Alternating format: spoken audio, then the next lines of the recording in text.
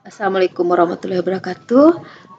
Kita lanjutkan materi listrik dinamis, yaitu hambatan pada kawat penghantar.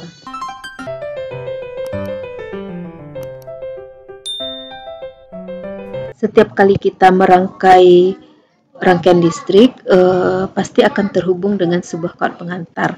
Misalkan kalau ini ada lampu, terus kita hubungkan dengan kabel, lalu ada sumber tegangan, dan akhirnya kalau rangkaian ini tertutup, maka arus akan mengalir dan membuat lampu hidup.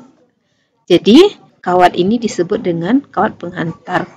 Kawat penghantar dibedakan atas 3, konduktor, isolator, dan kemudian semikonduktor berdasarkan kemampuan mengantarkan listrik. Nah, sebuah kawat penghantar akan memiliki hambatan walaupun nilainya kecil. Nah, kawat penghantar ini kalau kita perbesar, dia akan seperti silinder kan? Coba gini, ini kawat penghantar kalau dibesar seperti silinder.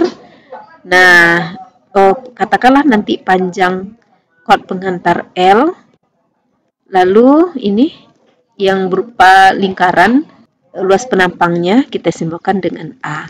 Nah, yang menjadi bahan dari kawat penghantar kan macam-macam. Kabel-kabel itu kan bisa dari tembaga, aluminium, bahan-bahan yang memiliki tingkat konduktivitas yang tinggi. Nah, jadi kita akan memahami hambatan pada sebuah kawat penghantar itu tergantung pada apa saja.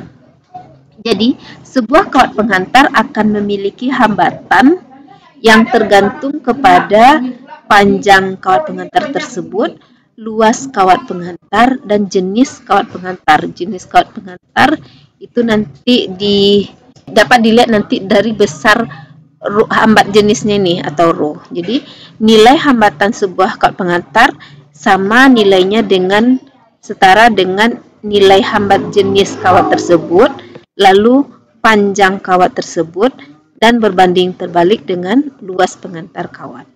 Jadi R hambatan satuannya ohm, ρ hambat jenis satuannya ohm meter, lalu L panjang kawat satuannya meter, dan terakhir luas penampang kawat. Luas penampang kawat satuannya meter kuadrat. Semakin panjang kawat penghantar itu, maka hambatan yang dihasilkan juga semakin besar. Lalu semakin luas penampangnya, maka hambatan kawat penghantar juga akan semakin besar. Kemudian ρ itu jenis-jenis kawat penghantar. Ya, kalau kawat penghantarnya beda jenisnya, misalkan ini bisa kan dilihat hambat jenis beberapa bahan. Ini besi 8,6 kali 10 pangkat min 8. Kita bandingkan misalkan dengan tembaga 1,7 kali 10 pangkat min 14, berarti dibandingkan tembaga, besi memiliki hambat jenis yang lebih besar, sehingga dia akan jika antara besi dengan tembaga dijadikan sebagai konduktor, maka besi akan menghasilkan hambatan yang lebih besar juga.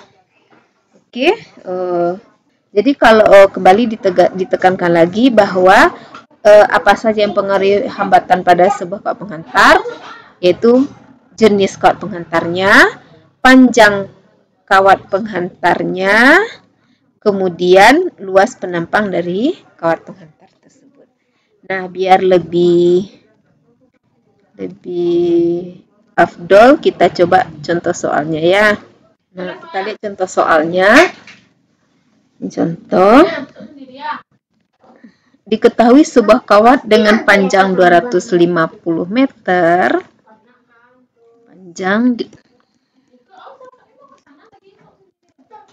panjangnya 250 meter, banyak sekali ya, dan luas penampang 1 mm², A 1 mm². Kawat tersebut memiliki hambatan listrik sebesar R-nya 50 ohm.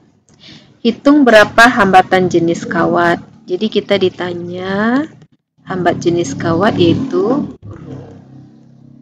Nah, kembali ke persamaan tadi bahwa R sama dengan Rho L per A. Jadi kalau ditanya Rho sama dengan R kali A, R dikali A dibagi dengan L. Sama dengan R-nya 50, A-nya 1 mm², ini dirubah dulu. Kalau dari mili ke meter kan naik 3 ya, tapi dia kuadrat, berarti 1 kali 10 pangkat min 6 meter kuadrat. 10 pangkat min 6 per panjangnya 250 meter. 250. Karena ini nggak dirubah, dibuat 250. Sama dengan 250 dibagi, ini habis gitu.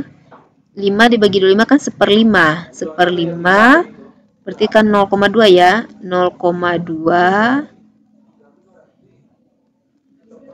kali 10 pangkat min 6 ohm meter.